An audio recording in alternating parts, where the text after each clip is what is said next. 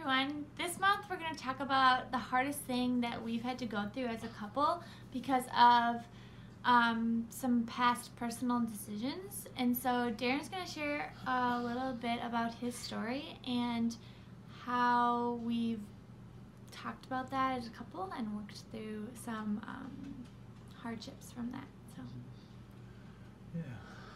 Before we begin, I want to say that a little disclaimer that I am super proud of Darren and that these hardships have grown us closer together and taught us more about God's grace and mercy and sacrificial love and selfless love. So it's been good even though it's been hard. So. Yeah.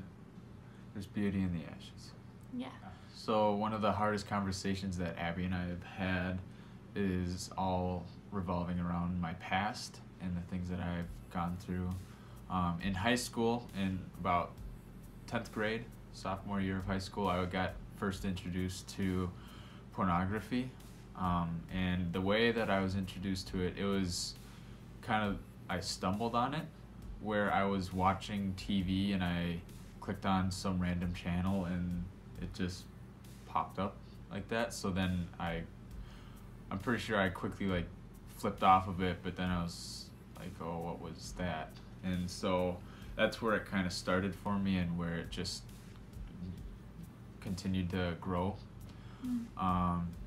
So yeah, started in 10th grade and then it continued on until about my senior year of when I would just watch that, and I struggled with that for that amount of time.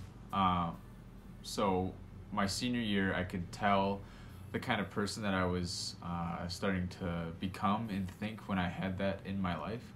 I wasn't happy with the kind of person that I was. I was, emotionally, I wasn't there. I felt really numb and I never really had a true joy or happiness or anything like that. I was just kind of being. There wasn't any excitement or anything. I was just going through life without genuine enjoyment like I do now, like I have now. Mm-hmm.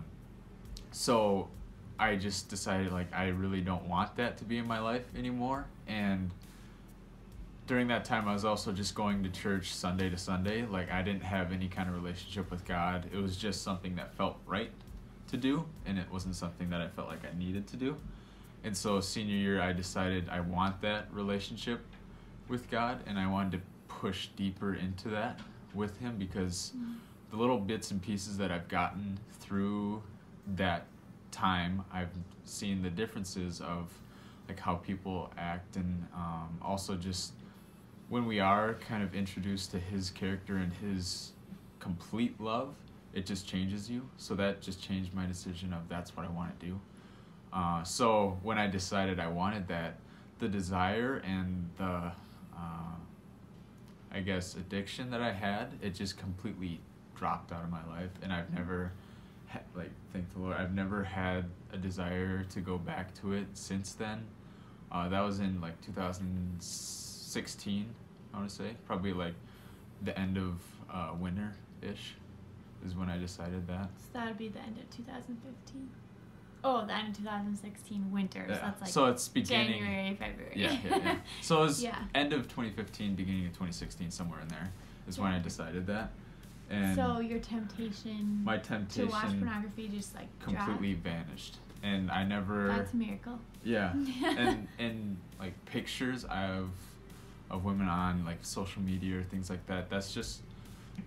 It's a complete 180 from where I felt before, where I used to be drawn to it. Now it's a really big repellent, and my heart towards that is just, I feel bad for that person just because of their self-identity and things like that, and insecurities. Yeah. So I have a whole new view on just people in general. So that's been really amazing of how he's been teaching me about that too. So during that time I just had a really twisted view on women.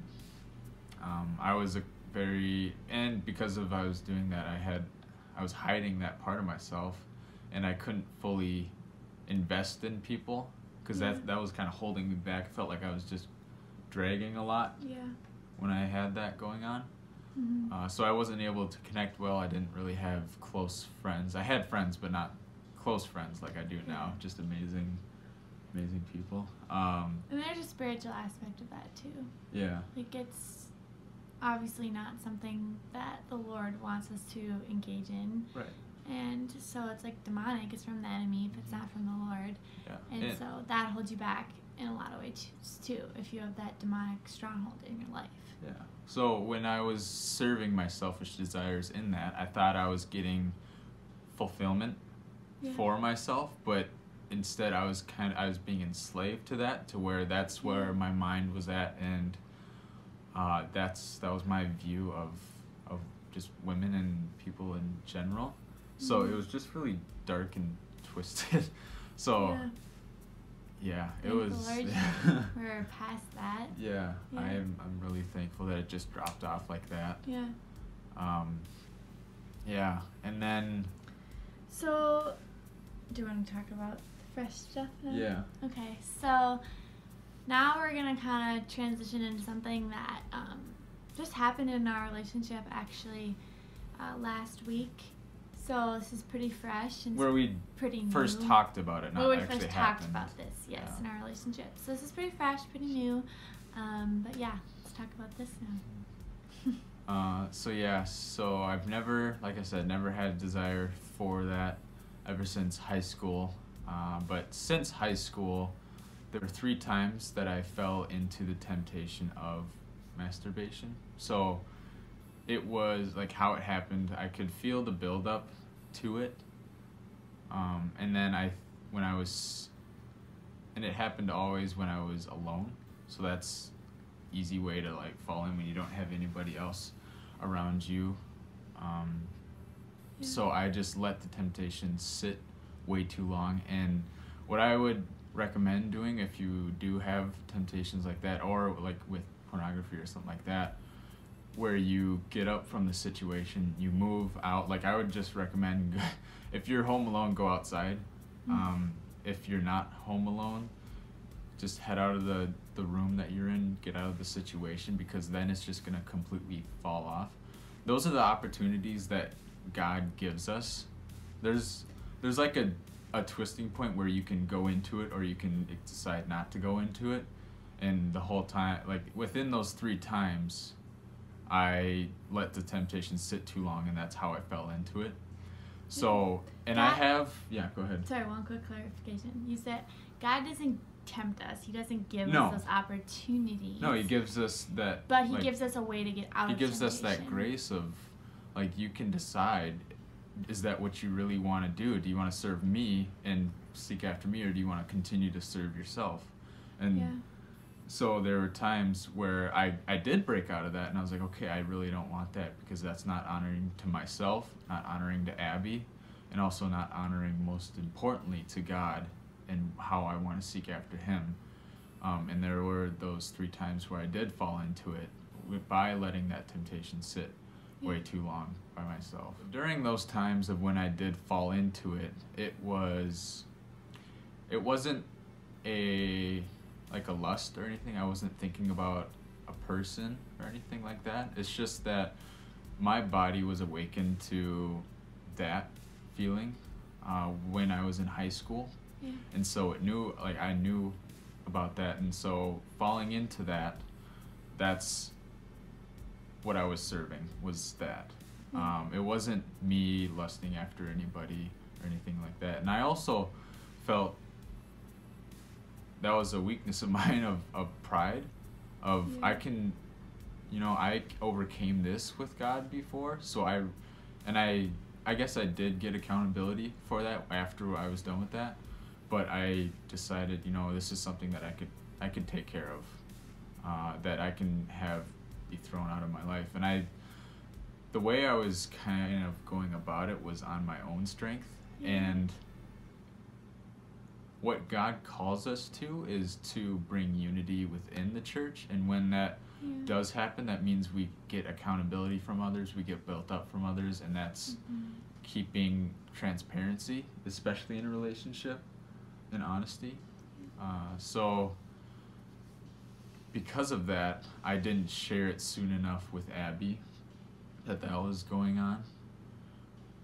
Just because once it happened, the first time I was shameful and I didn't feel good about myself after that. But I was like, that's never gonna happen to me again. And after the very last time, I had just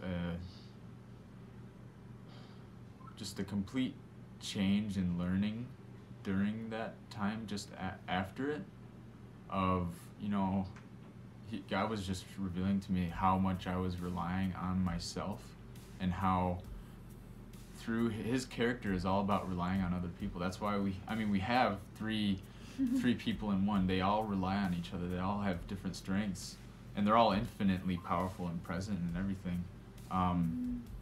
So it's just revealing to me, like wake up, dummy. Like, you need other people in order to help you, and it's hard to do that just because it's something that you're hiding, and when it does, and it's hard to bring it to the light, but when it is brought to the light, you just feel a peace and an overwhelming presence of him in other people that just support you and want to keep you accountable and just love on you.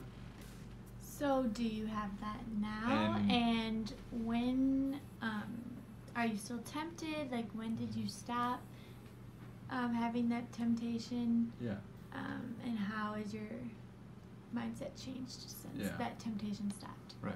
So ever since it was in the fall, just this past fall, it was fall of 2018, like in the early fall, was the last time that I had that and I fell into it.